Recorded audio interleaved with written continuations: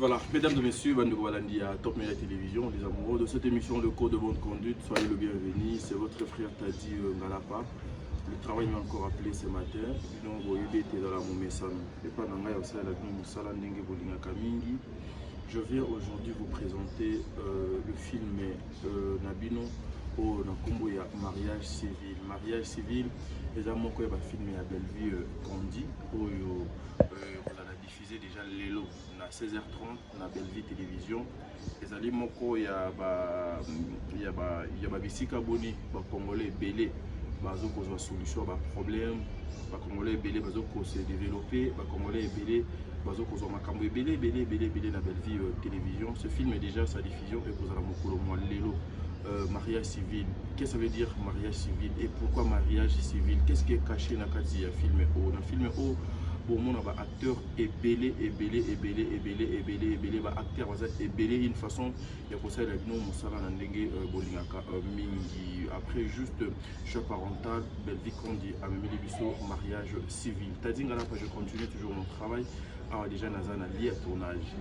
J'étais le premier, la deuxième, juste sur ma caméra parce que je filmé. Une façon de ça, il a vu mon salon à Mingi. Voilà, j'en profite pour dire un grand merci encore une fois à cette maman. Bellevue Condi, un grand merci maman pour la confiance, un grand merci à la famille Libota Mobimba, un grand merci à maman Pigeon Ketani 90%, un grand merci à maman Emilie Setimaïnga, maman Deborah Lubanda, qui doit mère à Calgary, un grand merci à maman Zozo. Là où réside la confiance de papa Noé Mabakala Nzinga. Un grand merci encore une fois. Encore une fois, un grand merci à toi Kadez, big dédicace à toi, un grand merci à Aurélie Mafouka, maman Diasonama, président bébé, maman Nathalie Nana Moussibou, Angelos Carouane, Fatou Doukan, Timakia Lakoum, Madeleine Aketa, bébé noir je te salue, bébé noir je te salue, Udem je te salue, Gives. Je te salue, Boza tellement ébélé, famille Bota TikTok, je vous salue, Boza ébélé, vraiment, comme monsieur Naza na maîtrise Nangote, maman Nana aussi, je vous salue, Nad aussi, je vous salue, Boza tellement ébélé, maman Patricia, je vous salue, Boza moi ébélé, vraiment, Oyoka, goût, ma beaucoup, soit yo pour sentir que notre salle avait dans mon salle à passer. Boza vraiment ébélé, maman Emilie Setimaïnga, moi Sinzambe, tout le monde a un extrait à film, Nabino Oyo. Mariage civil et puis on se retrouve tout justement après. Merci.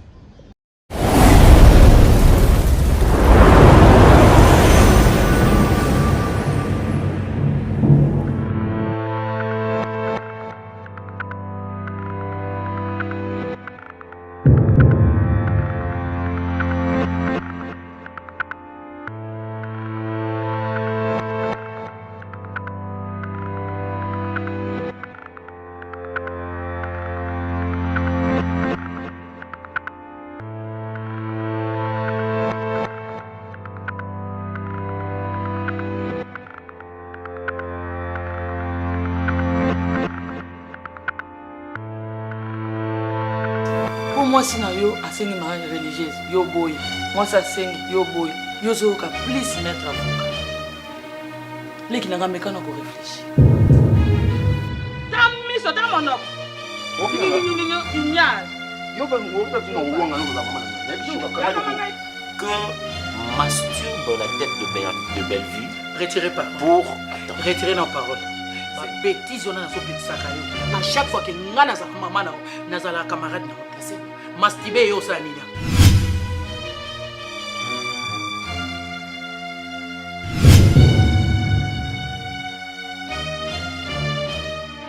Maman, c'est parce que tu es habitué à koleka papa par papa.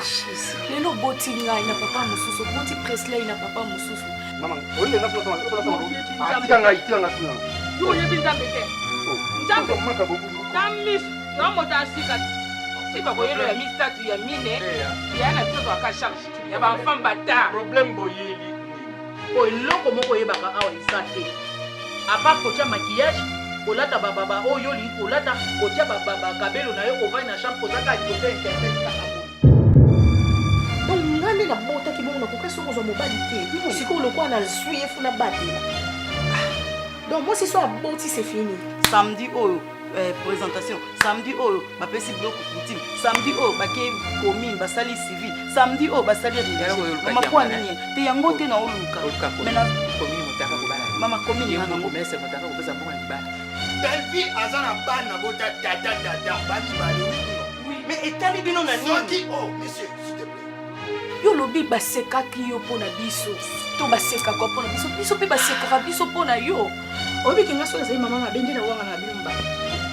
Yo kite. Kasi tout ça depuis mariage civil parce que ça a besoin à se protéger.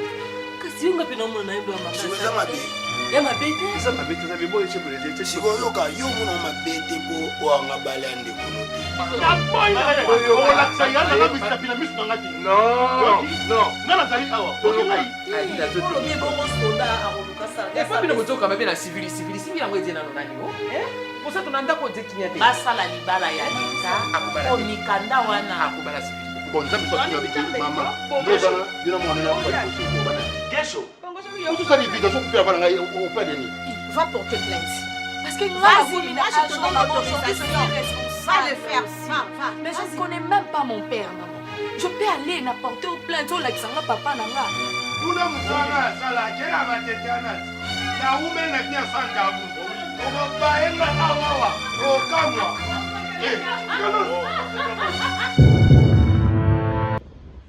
Voilà, nous sommes de retour sur ce plateau, mesdames et messieurs. Bon, plateau théâtre, bon, Toko Saka a un plateau. Mais là, déjà, lié à tournage, en tout cas, Bandego Walandi, je pense que vous venez de suivre l'extrait de votre film Mariage civil. Dans Mariage civil, Omoni, acteur, lokola, papa Vini, Bazana Kati, lokola, décor, Bazana Kati, lokola, Gesho, Bazana Kati. Lokola ba actrice lokola ba maman Viviane oyo nakanisi bomoni na teaser wana bomona pe ba actrice lokola ba Siana pe ba na kati wana Siana azala pe na kati wana bomona ba actrice lokola ba Naomi bazawana bomona ba actrice lokola ba maman na biso ba maman Leandaya ba maman Top Wato ba maman Marie-Hélène, Baza tellement ébélé, Marie-Jeanne Bololé, Baza ébélé, Moussantou, les actrices Baza ébélé, Obino Bolingami, qui n'a filmé mariage civil en tout cas, et vous allez quelque chose de bien, ce qui bloqué au quota la film. Particularité, il y a film, vous allez comprendre ça juste en suivant ça. Ce qui Hollandi a montré, vous comprendre particularité à film, on a film Nyonso et les gars belle vie télévision. Je dirais pas que Oyo et les gars film Nyonso, mais touche aux alliés awa. En tout cas, j'ai assisté à un tournage, il y a film Oyo, mariage civil. En tout cas, tenez-vous prêts. Hein. Tenez-vous prêts parce que ce que j'aime le plus auprès de cette dame, belle vie chaque jour, chaque minute, chaque instant. Chaque tiers servie, elle est en train de réfléchir, elle est en train de penser comment Akoki accompagner la culture ya Congo, comment Akoki Kozala avec la nation congolaise, il faut servir Bango.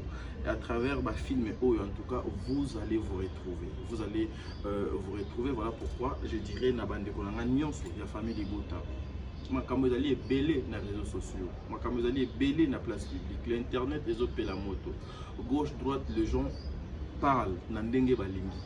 Vous devez justement comprendre que Nathan Otoza, les attentes, il y a distraction. Il y a beaucoup de personnes qui cherchent, il y a des bêtises, juste il y a salir, il y a beaucoup de personnes qui sont là justement parce que pour vivre bien, il faut accompagner Makamunaye Nandenge Yalokuta. Aujourd'hui, nous voyons beaucoup de personnes.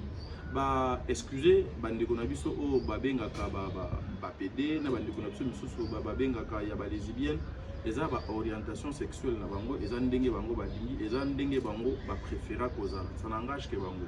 Mais comment aujourd'hui télévision et comment kaka il faut nous faire de débat, il y a des bandeko wana intérêt et la gagner. Bénéfice na kati et la gagner. Les gens vont bénéficier ni.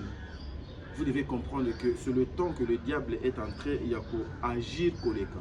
Le diable cherche, il y a somba un bon nombre ya bato. Ba koma na ngambu na bango. Bo perdre kondima na binoté. Et aussi je vais vous dire un truc. Vous connaissez bande konabiso o déjà si ba me pesa identité mon identité na bango donc yebani. Bande kwana ba na somme ya vité.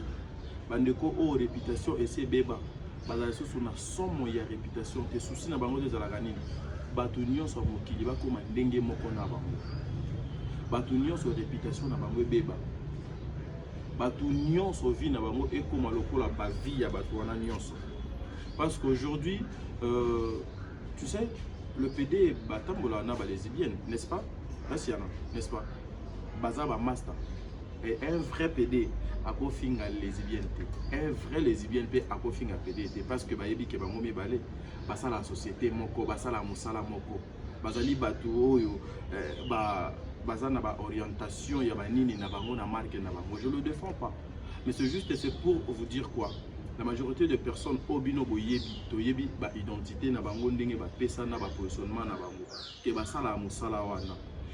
Maintenant, leur souci est ndenge nini bandeko o baza na kati ya musala wana te il faut ba luka moye ba saluer bango ba kostela bango maka parce que moto déjà oyo abanga nzambe te oyo atosa les 10 commandements te o ayokela même ba parents na ye mawate papa anyokwami butu soki pe moyi ti aseme na nzoto ya mama bundi 9 mois les bijoux musu peut-être le kobota manayo na maternité et créer ba scandale na nzoto ya mama oyokela même mama wana mawate o respecta été ondima na yo o contourner vie na yo na ndenge moko ce genre de personnes bazana somo ya liwate bazana somo ya motuté bazana somo ya réputation te et même ba misusu bozoyo ka bango na ba live na bango ils s'en fout de la justice et belé ils s'en foutent de la justice parce que l'icolo est à la Ganzambe, c'est à l'État. Et ce genre de personnes, ceux qui bazoya na makambo, bazoya nango, bande konanga, faut comprendre que c'est le temps de la fin. Faut comprendre qu'ils ont rien à prouver. Parce qu'aujourd'hui, l'internet, les émissions, ekoti kalaka toti kalaka na eloko moko te odo esengeli il faut kakana ya na vie mongo ya Bellevue na BTV ya Bellevue na télévision Bellevue wana il faut na ya na vie ya Mama Top na BTV ya Mama Top et il faut na ya na vie ya Ursule Pechanga il faut na ya na vie ya Demer il faut na ya na vie ya Mama Nanga que je salue en passant Dinana la douce il faut na ya na vie na ye sur la place publique na bana kotanga mibali do abimana bango na bana kotanga basi abimana bango ça n'a rien à voir c'est pas l'objectif de ce qu'on fait mais vous devez justement comprendre que ce genre de personnes ils sont là avec vous ils mangent avec vous bazo kotambola na bino bazo lia na bino bazo mela na bino mais ils sont là justement pour vous détruire ils ne sont pas pour vous bazana pona musala na bango mususu bazana pona musala makam na bango mususu bazana pona ba objectif na bango mususu et vous devez faire très attention la communauté je veux aujourd'hui encore une fois koyeb sabino boyo batu so moni muto aye lelo alobika eloko wana lobi aye alobi même eloko mais a changer ngoka forme c'est-à-dire a commis limité à cette sous eloko yo salate. La vérité, c'est quelque chose oyo babomba on a sé bilamba te. La vérité est comparable à na lumière. Ata na molili ndenge nini so pelisi kaka tige ya almet moko. Molili roza la ndenge nini mais so pelisi kaka tige ya almet moko. Place wana ekokoma éclairé. Ata mutoza musika a mona ke lumière yango wana. C'est la vérité. Aujourd'hui Naomi Barcelone. Aurélie Mafuka, je vous salue. Naomi Barcelone aujourd'hui, elle est où? N'est-ce pas que Naomi Barcelone a outi kobota na poto? N'est-ce pas que page oyo efinga ki Naomi Barcelone awa batamsa ki biso ke Naomi Barcelone mobali na ye bakangi Naomi bazo refoulé ye Naomi boye ekitaki donc mataki. Le même personne ils viennent là pour féliciter Naomi Barcelone aboti patati patata na poto des fois mère. Allez-y comprendre quelque chose. Classe ya batuni ni tozana affaire na bango. Ce sont des menteurs. Ce sont des menteurs. Voilà, ce sont des menteurs. Baza batu Hollande te. Ba memela biso Barcelone bakangi. Barcelone. Imaginez ba comment tina niveau ya ko yebisa Barcelone ke keba kotika mwana non na poto te pour ba mibali ya poto ba kaserie te ba ko bando doit te mwana na yo. Ba ko bebisa mwana na yo. Papa na ye propre. Papa ya mwana abebisa mwana na ye. Regardez à quel niveau les gens sont en train de réfléchir à genoux À quel niveau la réflexion à bateau, à quel niveau les gens sont stationnés dans le bêtise. Voyez-vous un peu, aujourd'hui, si vous regardez les gens qui cherchent à faire des leçons morales na bateau, bazali bateau oyo ba changer ba orientation sexuelle na bango o biso toza ba responsabilité. Voyez-vous, au biso toza ba responsabilité bango mokonde bateau baza ba responsable ya ba orientation sexuelle na bango. Et je sais pas, ils le réclament quoi? Je sais pas, baza na souci à nini? Je sais pas, ils ont besoin de quoi? Est-ce qu'il est temps au baba lukamoye babongwana? Parce que s'il faut qu'au bongwana, c'est pas dans ce sens-là que bino boko lukamoye babongwana. Aujourd'hui, l'internet pour moto azwa succès, il faut y a finga fali sérieusement. Il faut finga ma sérieusement. Faire pas finga ma sérieusement. Après au succès. Na théâtre pour lelo ozwa moto baba chayoka na communauté, il faut insulter seulement Bellevue. Il faut venir pour descendre Bellevue, il faut insulter Bellevue na bandenge nyonso pour ozwa succès. Mais ce que bino bozo comprendre était en insultant bandeko o bino bozo ko finga wana, entre autres madame Bellevue, entre autres ba maman Top, entre autres ba maman Milo, entre autres ba maman Karine Pala, bozo ko limiter ba vie na bino. Yango bozo ko mona ete bokozala sous l'emprise diabolique, bokozala bobano sala ba cercle vicieux, bokobano tourner. Et ce genre de personnes, la communauté congolaise, ce sont des personnes que vous accordez le temps. Ce sont des personnes où vous avez sa chance. Ce sont des personnes où vous avez sa mato inabino. Vous allez bénéficier quoi? Vous suivez misu nabino, mato inabino et kobeba, et même vos enfants. Vous pratique parce que un vrai PD a fini les ibiennetés. Parce que bangomi balé babetaka équipe moko. Babetaka donc équipe moko. Ce qui beaucoup mieux comme bandeko wana ya mibali o bakoma basi bakomi koluka kokole bandeko moko étiquette oyo bandeko wana bazana ngote, allez-y comprendre quelque chose que bandeko wana bazana oyo bazokoloba te. Parce que bango déjà toyebi ba identité na bango to mona ka bango ndenge nini baza. Et restons des hommes. Je suis fier comme ça, je suis un homme. Nazala nango te, nazala mpiaka nalia te, je suis un homme, je reste homme. Est-ce qu'aujourd'hui, la communauté, nous allons continuer toujours à embrasser des personnes qui cherchent à détruire la culture congolaise? Aujourd'hui, Batouana Baye na théâtre pour détruire le théâtre. Batouana Baye na théâtre pour s'aimer le désordre na théâtre. Batouana Lelo Baye na théâtre comme si on a filmé bien. Pour nous Hermo Yemo Liboso, Hermo Zongi Moi Sima. Ah, félicitations. Bino Nyonso, Maman Belvia, Azo Pesa Bino Cour. Donc, c'est-à-dire aujourd'hui, Batouana Baye na théâtre pour nous s'aimer trouble, pour nous s'aimer désordre, pour nous détruire. Et si vous regardez, ils n'ont aucun intérêt à construire le théâtre congolais. Preuve, la majorité de personnes que Batouana soutient sur le plan professionnel, baza ata na elo comme mon côté, ata modèle mon côté. Parce que aujourd'hui, s'il faut dire un truc, bon, Ernaoya Koloba, oh, papa t'a dit Olobaki, mais ça fait la honte et c'est la communauté qui sont derrière Babilo Koyo et puis ils ont honoré ba maman Oyote. Nganazo kotambola des fois na ba maman na biso ya ba comédienne Oyo. Dernièrement, je parlais donc avec qui? Ezaki maman Marie-Jeanne Bololé ou bien maman Marie-Hélène ou bien maman Esther, entre maman Esther ou bien maman Marie-Hélène, toujours solo la ba difficulté au bakutana na ngo na scène. Ils se sont battus, ba consentir de dire sacrifice pour na ba vie na bango, ba passer presque jeunesse na bango na mosala oyo ya théâtre et ero e komi fo ba banobuka bambuma. Elle ezana batu moko boy oyo balamuka un bon matin, ba se révolta. Batouana nyonso so tali bango bazalaka ba fan ya Bellevue, bazalaka ba fan ya famille Libota, ba se révolter balobi non. En tout cas, photo lukamoye to créer incident moko boye po Bellevue ou bien famille Libota ba koma na ba adversaire moko boye au lieu pe bazala ba adversaire moko boye réfléchi. Et ce sont des personnes trop terre à terre, des personnes sans morale, sans valeur. Et le lot, comment détruire ma réputation, il y a bateau ébélé. Bayaka pour construire terre, bayaka pour apporter la lumière terre, bayaka pour apporter quelque chose. Ils sont là pour détruire, pour nuire. Et aujourd'hui, famille Libota, et Tikalika famille Libota, bango tous, ce sont des fans révoltés à famille Libota. Ils se sont révoltés contre maman donc Kasali que Lelo Bazala Obaza. Mais vous serez toujours entre le pied de cette maman.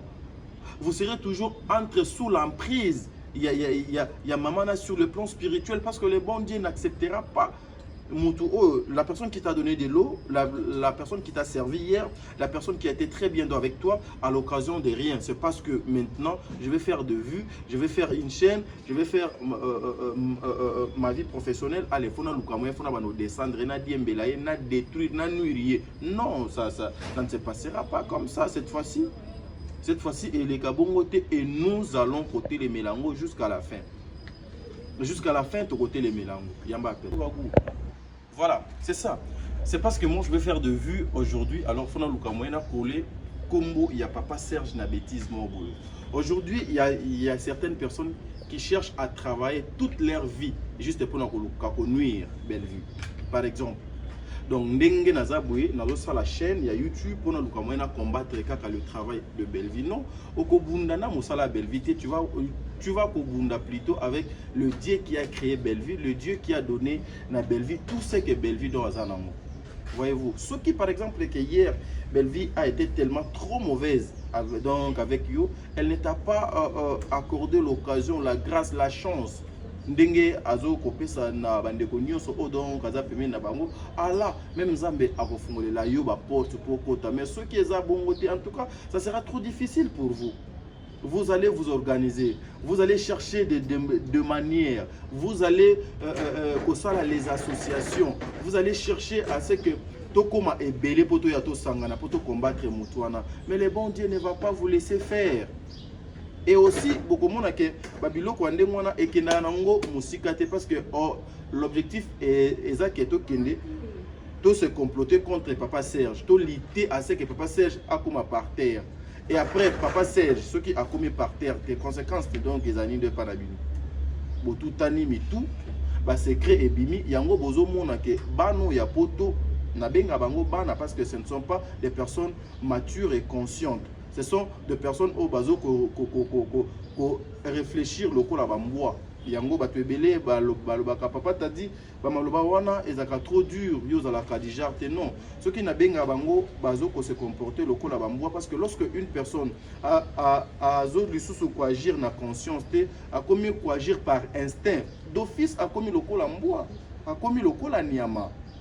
Parce que biso ne toujours réfléchir boye ezali nde ki bo mutu kati na biso mais ceux qui bo mutu do ezate mutu na donc a commis ko réfléchir par instinct a commis ko agir par instinct a commis comparable na niama n'est-ce pas parce que moi comme je suis là un bon matin na pelisi live nanga na ye a pona banda ofinga nanga ka demer na zui demer na fingi demer na ndenge salité na fingi sarato na ndenge salité na fingi yamsi yambe na ndenge ya salité après na zongi pe na parler bo sentir na les gars qui na beti na buki babordir sur le plan intellectuel toya tozwa pena le travail ya maman Bellevue o azoko sala tozu mosala ya Bellevue to déshabiller mosala ya Bellevue to bandi na prise de vue to yé na histoire to yé na décoration to yé na makambo wana nyonso to bandi siko ko déshabiller loko moko to tout ani babordir na berère na bagaf na ba faute.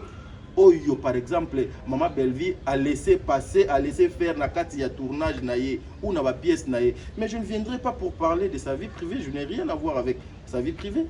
Rien à voir. Encore moins bande ko na biso na misous.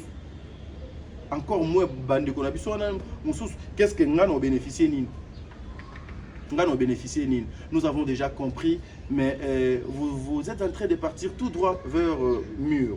Vous avez ne pas vers mur bobeta mutu et herbe comme na mur kuna bobano so na bino bobano bunda bino na bino siko déjà ba bloc au bozo ko sala lokola eza bloc patriotique té ezalika justement parce que la jalousie la haine c'est parce que nous voulons égaler telle personne il y a beaucoup katé parce que il y a le bon Dieu qui est là. Je vous ai toujours dit C'est pas moi qui faisais la force de Belleville. C'est pas Sarah qui faisait la force de Belleville. Ce n'est pas des mères, ce n'est pas Yam, ce n'est pas Bandeko Nabiso Nyonso, Ba Mundir, Ba Jemima, Ba Prince, Ba Tunyon Sodowalo, la Belleville, na maman Esther, Odo Zaganapoto. Ce n'est pas Bisson de tout ça qui a force à Belleville. Le contraire, c'est Belleville qui faisait notre force. Pourquoi? Parce que dans la vie professionnelle de Belleville, nous retrouvons Makamounion, Soko et Kopé Sangaï force, côté depuis le premier til et 30, je peux commencer à faire des émissions à 5 heures du temps, 5 heures du temps, en parlant. Il y a Moussala Belleville. Chaque jour, Nokobandoya, na Makamwasika. Bisso de ça, la force n'a été. Alors, arrêtez de chercher peut-être à nous combattre, peut-être ceux qui n'ont simbi des mers, en tout cas, n'ont affaiblir Belleville. Non, non, non. Il faut aller toucher Dieu. Les comédiens que vous insultez tant, constat on a ça là. Ba les Zibiani nyonso ya théâtre bazalaka kana ngambu ya famille Libota. Ba pede nyonso ya théâtre kaka na ngambu ya famille Libota. Soki kaka oye au tourner kaka na famille Libota, au tourner na Belleville télévision au komi PD, au komi les Zibiennes, ba qualifio ndenge nyonso ya mabe ya mokili. Non, non. Bozo baby sa ba vie ya ba papa oyo, bozo baby sa ba vie ya ba mama oyo, eza ba réputation na bango ba somba kangote. Ba somba kangote. Ezara mutu mususu akobanda koloba makambo, c'est comme si donc ayebi makambo azoloba do eza bongo. Or c'est pas le cas.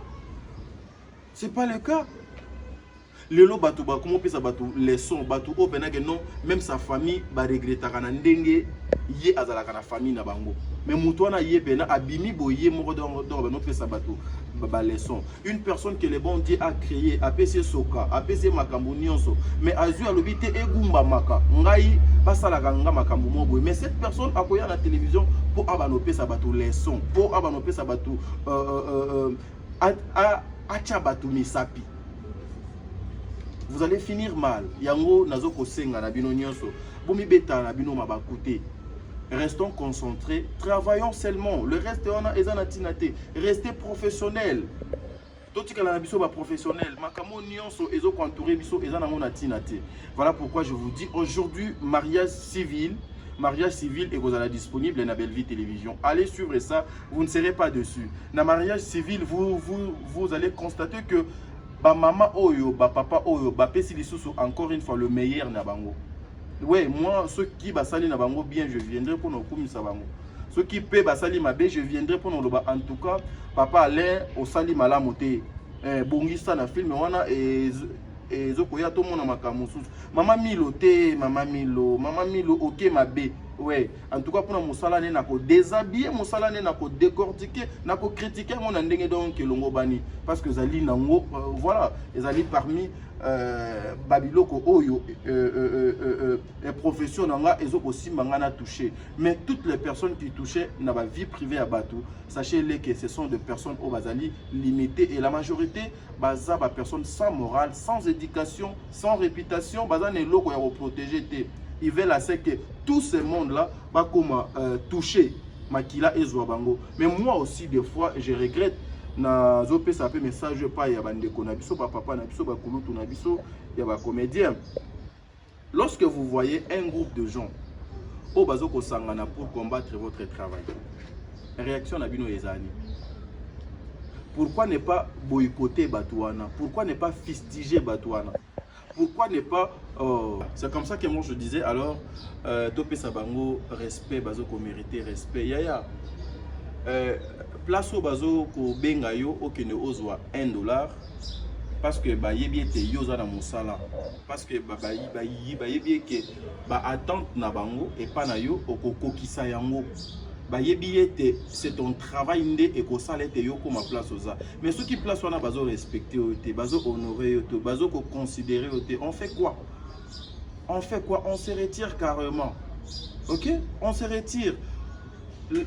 Oyo azana yote aza contre yo. Parce que la personne qui cherche à tuer par exemple Mama Top Wato. Mama Top qui est une comédienne lokola yo. Mais yo lokola oza comédienne, oyebi ete peut-être Mama Top azalaka a joué beaucoup plus place mongo mais yo o joué kunate, tu veux accompagner à ce qu'on puisse achever cette maman. Tu fais quoi? au longoli une personne na profession na bino ou peut-être à quoi qui cause la mutu ya lobby. C'est comme ça les choses qu'on est en train de faire donc avec vous. Ce sont des personnes qui ont déjà étudié ndenge nini bino bozo ko vivre. Les gens pensent très bien que les comédiens face à l'argent perdaka. Perdaka kibongo la langue lingala des fois c'est trop difficile. Des fois perdaka face yambongo. Voyez-vous un peu. Mais or et ça c'est leur travail parce que yo au bengi pour aya asala musala il faut foutre mbongo na yena ndenge elongo bani. Et maintenant derrière mbongo oyo ozo futaye ozo linga o conditionner ye o chosifier ye akoma oyo oza nango besoin. Non. Bango nyonso ndenge baza bongo chacun ayokola musala théâtre d'abord pour na ye et pour na servir nation et non pour na mutu moko boye. Vous devez arrêter les comédiens. Moni les sanga wana so yebi ke côté kuna bachola moi ba comédien moi mingi. Réservez-vous. Réservez-vous, voyez-vous un peu, réservez-vous, donc c'est comme ça. Mariage civil est vous disponible Lelo, la Belle Vie Télévision. Moi c'est Tadingala Payenka, merci na ba comédien Nyos au Congo. Encore une fois merci pour la confiance. Un grand merci à Papa Serge parce que a assisté à l'émission Nanga. Maman Milo 50, un grand merci à vous. Un grand merci aussi à toi Kenny, tu es là. Un grand merci à Masananga Yaba qui est là. Nzambe Azalanayo. Un grand merci à toi aussi Siana, vraiment Zela. Un grand merci à toi Siana, un grand merci na batunyo so bazu di papu ya kolanda Tadingala Palelo. En tout cas boyoka donc et ça goût ma casse donc nous continuons justement de travailler lobe koleka lelo Siana. Merci.